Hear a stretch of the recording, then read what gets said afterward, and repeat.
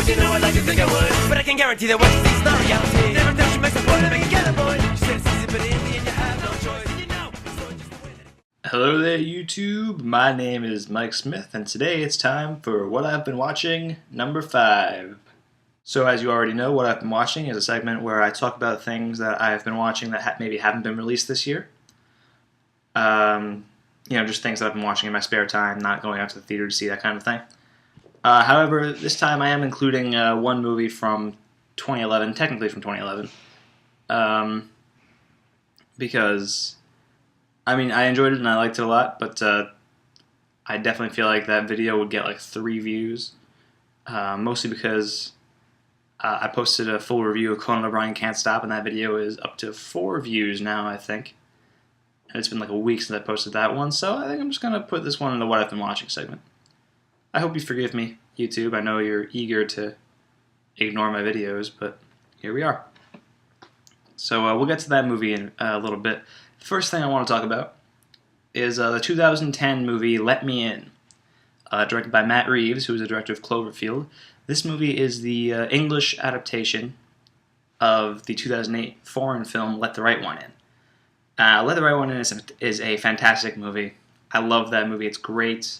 Basically, the story of Let the Right One In and Let Me In is about these 2 kids, one boy, one girl, and they're about 12 years old-ish, around that age.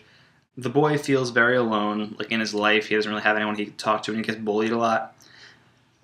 The girl kind of moves into his complex, and they start to form a friendship. But later on, it's revealed that girl is, in fact, a vampire and feasts on human blood to survive.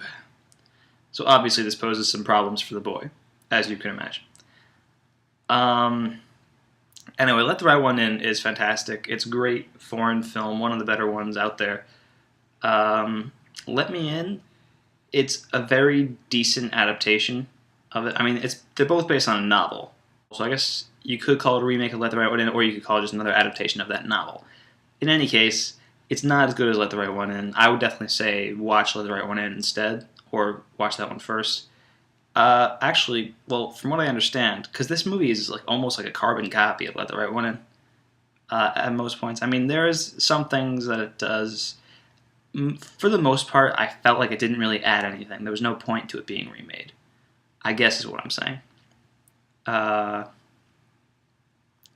But, I think it's a well-made movie. It's directed well. It's very well shot, cinematography-wise.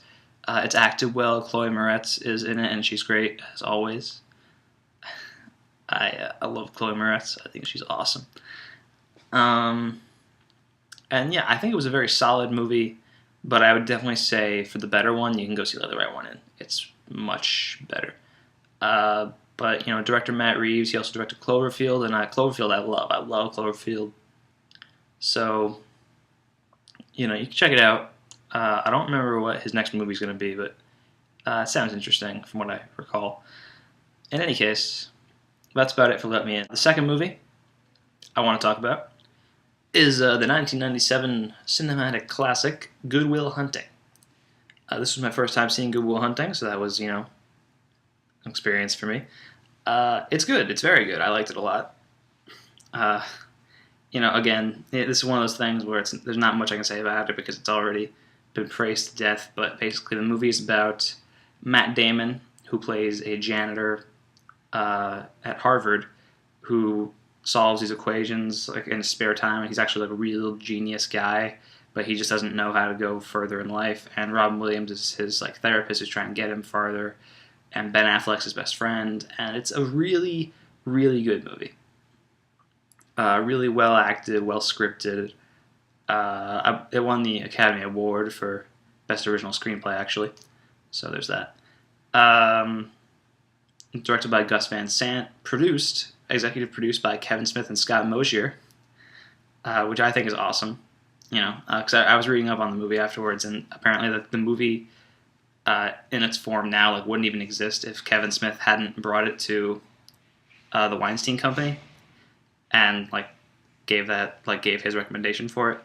And I think that's great, because I love Kevin Smith, and it's cool that he was able to help his friends out and get this movie made. so his name's on the credits. That's pretty cool. And Scott Mosier, who, he does the Smodcast with Kevin Smith, and that's cool too. But yeah, so not much else I can say about it, but just it's a very good movie, worthy of its status. You should go check it out. The third movie I want to talk about is that movie that I was talking about before that was technically a 2011 release. I say technically because it is a foreign film that was released in 2010 in Norway, where it's originally from, but it just was released in June 2011 here in America, so I'm counting it as a 2011 film. That's what I do. Anyway, this movie is called Troll Hunter. Now, Troll Hunter, if you can't derive what it's about from the title, is about these... It's a found footage film, much like Cloverfield or Blair Witch Project. And basically it's about these like college kids who are working on this like project for school about like these bear hunters, like people who hunt bears in Norway. And they follow this one guy, and it turns out he doesn't hunt bears at all. He hunts trolls. And then it turns out trolls are real, and they fight trolls the whole movie. And it's a pretty cool movie, I gotta say. I enjoyed it a lot. I would recommend it. It's good.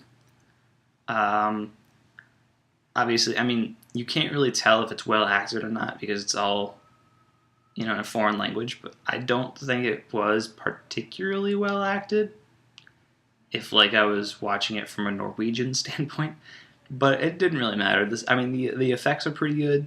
At first, they were a little, I wasn't sure about them, but they got better over time, and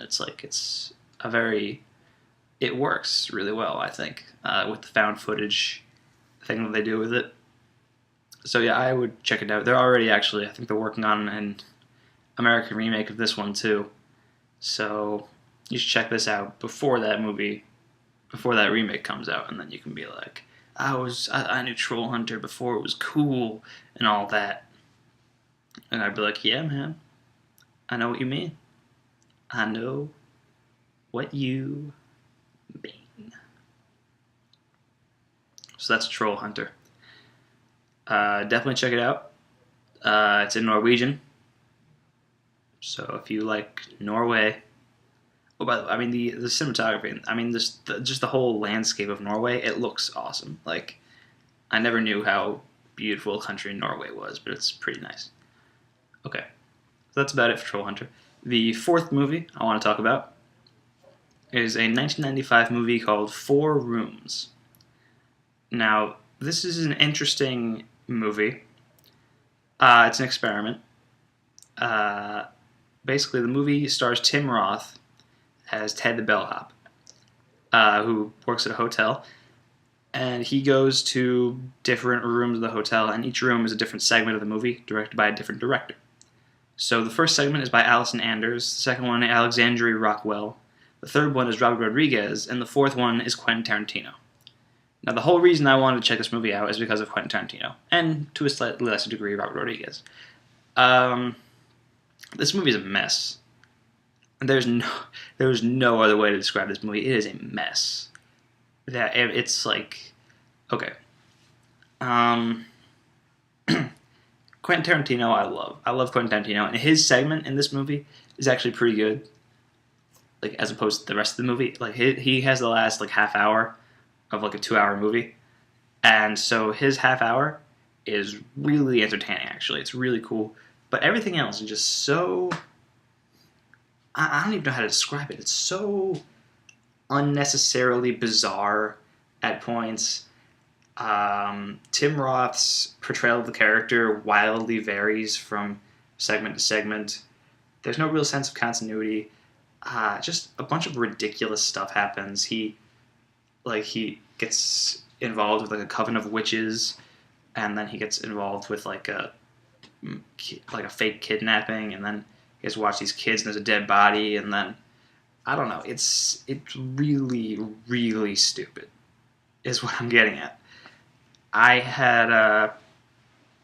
didn't have a lot of reservations going into this movie. I didn't really expect much, but it didn't fulfill that at all. It's such a weird. It's a mess, is what it is. That's all I can. That's the only way to describe it. If you want to know what I'm talking about, see it for yourself. But it is a mess all the way through. except for Quentin Tarantino's segment, which is pretty good. I mean, it's not like it's going to stand up to Tarantino's best work or anything, but it's an interesting. I mean, it's an interesting thing. I mean, the movie itself is interesting that it exists. It's an interesting experiment, but I think the experiment just utterly failed in like every capacity. But that's my take on Four Rooms. I would check it out if you're a Quentin Tarantino fan. Just be wary. Be wary. And yeah, after that, that's all the movies I wanted to talk about. The last thing I want to talk about was a video game that I just got, which came out a while ago, like a long time ago, but I finally got it. Final Fantasy XIII. I fucking love this game. I know there's a lot of criticism going around for this game because of like the new battle system or whatever, like it's too mainstream or whatever. I love that new battle system.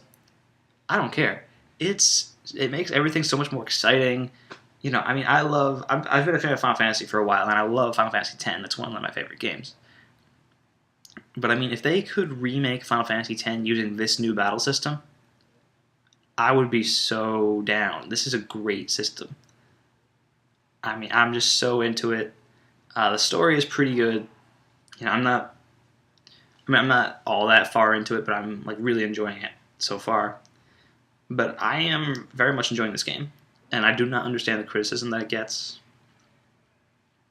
I just don't get it. I don't get it, YouTube. But yeah, that's just my brief thoughts on Final Fantasy XIII. So that'll be it for what I've been watching, number 5. I will be seeing The Ides of March this weekend, so I'll post a review of that. If I get a chance, I'll see Real Steel. I don't really care if I do or not, but I will definitely post a review if I do see it. And yeah, I guess that's about it. So, yeah. My name is Mike Smith. You just watched my video. Comment, subscribe, rewatch if you love listening to my sultry voice. And yeah, that'll be good. So, I will talk to you next time, YouTube. Peace out.